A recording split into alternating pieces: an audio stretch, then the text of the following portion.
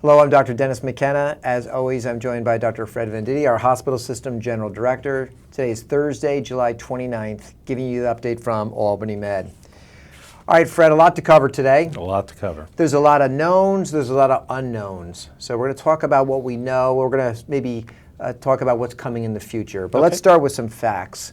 Let's pop open the first graph. These are COVID cases in New York State.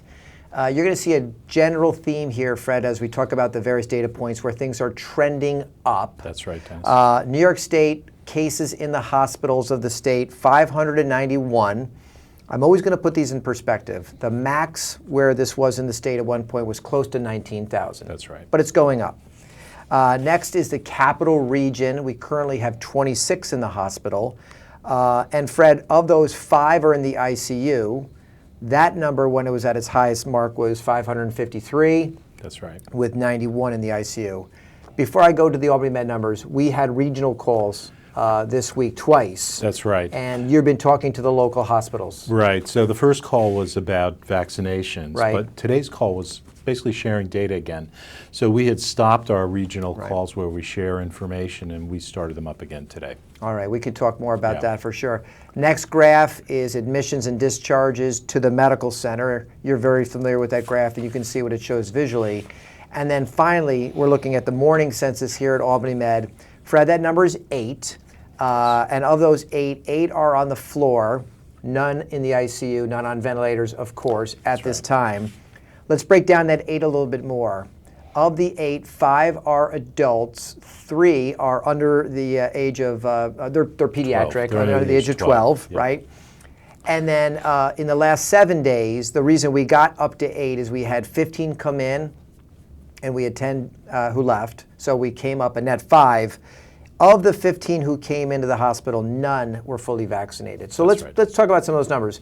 The pediatric number, what are you seeing in that number there? So Dennis, actually, of the 15 admissions that we've had, there have been 5 pediatric admissions. So a couple of them been discharged. A couple have been discharged already, and they're on the floor, so they're not in the intensive care unit.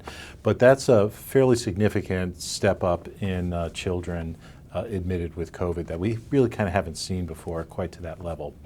The increase obviously is paralleling the increase in positivity rate, which is happening both here in the county as well as the region. People are familiar, the percent positive number. A number we talked about at one point is we were as high as 10 or 12% in the region. We often said if we can get under 2%, that's a number where we're starting to lift some restrictions, and we were well under 2% for a while. The numbers move now over 2%. That's right. So Dennis, I think we hit a low of 0.3%. Right. And I think today we're at 3.5%. And then Fred, talk about the 15 who came in the hospital in the last week, none being fully vaccinated. How do you look at that data? Well, Dennis, I think it's what we've been saying all along. The vaccine is very, very effective, particularly in preventing hospitalizations and serious illness.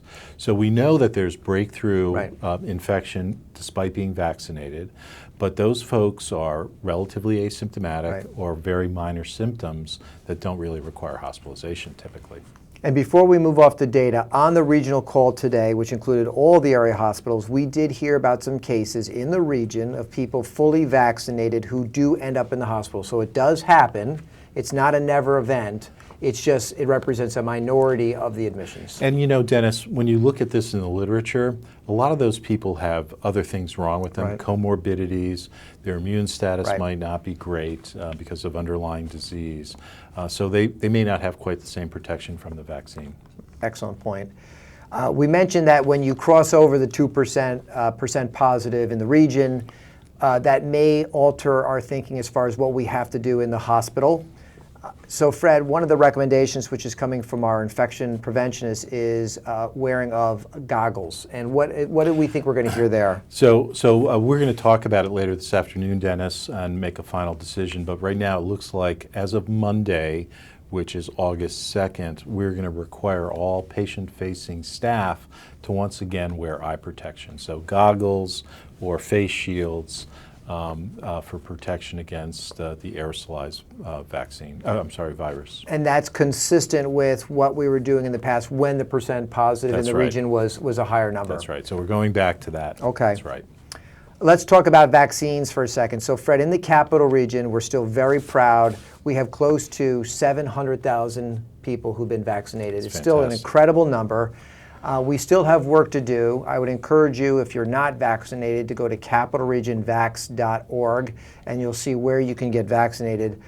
Two things we want to talk about here. The first is we've talked about whether or not on this campus at Albany Medical Center, mandatory COVID vaccine will become policy. And we talked about the process by which that was going to be discussed. It started with the Infection Control Committee. It would go to the Executive Committee of the medical staff. It would go to the board. So where are we in that process? So Dennis, let me just add one more piece to that. Yes. We've been talking about this also with our peers in the community. So all the hospitals that are part of our regional call, we've been talking about how we could perhaps do something as an organized group across the region. So here at the medical center where we stand, the Infection Control Committee is recommending today, actually, to MedExec that we implement a mandatory vaccine policy. So we'll see how that goes at the meeting today and what comes of that. If MedExec agrees with the Infection Control Committee, then it would go to our board for approval. And if that were to happen, there's a lot that would need to be discussed about that. There are some conditions by which someone may not be even eligible to get the vaccine, so we'd have to talk about that, the criteria, et cetera. So we would do that next week if it's necessary. Right. There'll be exemptions and deferrals. There'll be considerations in certain circumstances. And I think it's important to point out that while this is in the press and a lot of people are talking about this, we did not just start thinking about this week. We've actually been talking about this for months. Absolutely. And so this is not a reaction to what's happening out there, but in fact a thoughtful process that's been going on now for a couple months. And importantly, Dennis, we've been talking about this with the other hospitals and healthcare organizations in the region, kind of all of us putting our best knowledge and thoughts together around this. Second thing on COVID vaccine, we have members of our workforce who have not yet received it. We know that we think we're around 80%. We're running those numbers again. We also have new members of the workforce who've come in, who've joined us, who may not have had the opportunity in their previous place of work to get it. So Fred, for those individuals, I believe we're offering a COVID vaccine tomorrow. That's right. 7A to 11 down in the BE entrance will be providing the vaccine. So if you haven't been vaccinated, please consider going tomorrow and getting the vaccine. It's safe, it's effective, it's going to protect you, it's going to protect our patients, it's going to protect your family, and it's going to protect our community. Well said, Fred. So 7 to 11 tomorrow down in BE. Let's shift gears. There's a lot of data points that we measure in the hospital that deal with safety.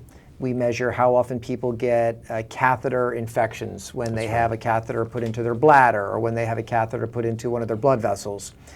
There's another indicator called falls. And people may say, why do people fall in the hospital? Well, sometimes people fall because they're injured or because they're weak or because they recently had surgery or they're confused or they're on medications and it may disorient them. There's a lot of reasons. And so there's a lot of protocols that are put in place to try to prevent that from happening.